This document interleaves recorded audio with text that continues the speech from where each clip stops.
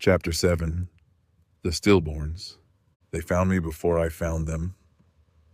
It was after a week of bad compass readings, the kind where the needle just spins in place, like even magnetism had given up. I'd been following a ridge, moving slower than usual. My left boot had started to delaminate, split at the sole. Every few hours I stopped to tape it shut. Then the tape ran out. I didn't hear them approach. That's what shook me the most. 3 figures, all wrapped in white. Gauze, sheeting, old prayer linens. The wind masked their steps, the snow took their scent. I turned, and there they were.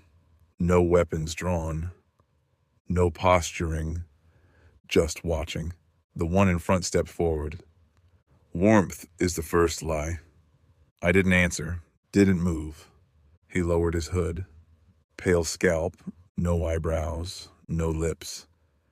Just a smooth, raw face, like it had been peeled and left to freeze. "We are stillborn," he said. "You don't have to be alone anymore." That should have comforted me. It didn't. They led me to a settlement, if you could call it that. A dozen bodies huddled around a fireless pit.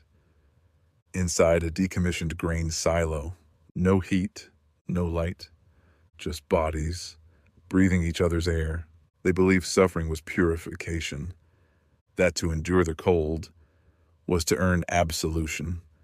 Some of them had cut off their ears, fingers, toes, voluntarily. One woman had frozen her right arm solid, then shattered it with a rock. She smiled when she showed me the stump.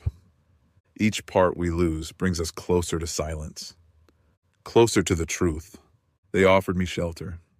Not food, not fire, but a place to belong. I doubted anyone, including myself, would last longer than a month. These people had chosen to die. They just couldn't admit it. I stayed one night because I was afraid to leave.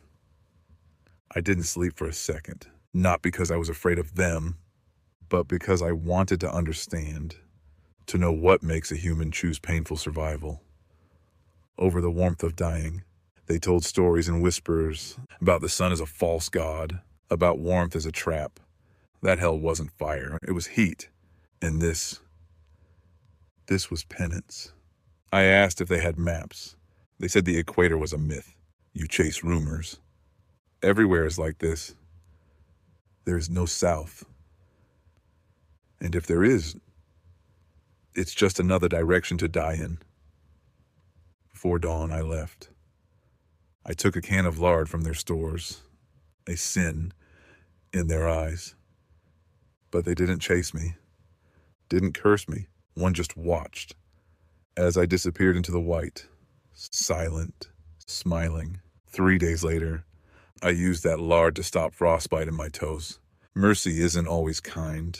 Sometimes it's a cult in a silo that teaches you what not to become. Sometimes it's a stolen can of fat that keeps you alive long enough to remember who you are.